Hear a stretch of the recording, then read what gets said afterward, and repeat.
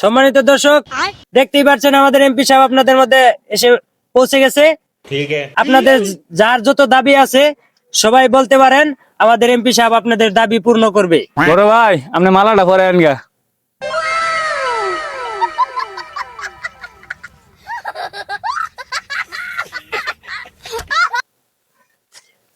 MP সাহেব, আগুন মেয়ে বন্যায় আমার তো গড় লয়ে গেছে গা, আমার একটা গড় লাগবো। আচ্ছা ঠিক আছে, তোমারটা হয়ে যাবে। এমপি সাহেব আমার কিছু টাকা দরকার, টাকার অভাবে আমার বিয়া ভাঙ্গে আছে গা। আচ্ছা ঠিক আছে, তোমারটাও হয়ে যাবে, চিন্তা করার কোনো কারণ নাই। এমপি সাহেব, আমার একটা আবদার আছেন। 10 বছর হয়েছে বিয়া করছি, একটা ফুলা নয় না, কিছু টেয়া যদি অনুদান দিতেন তে আমার বউটারে চিকিৎসা করাইতাম। আচ্ছা ঠিক আছে ভাই, আপনি যেহেতু পারতেছেন না, আপনার বাচ্চাটা আমিই দেমনে।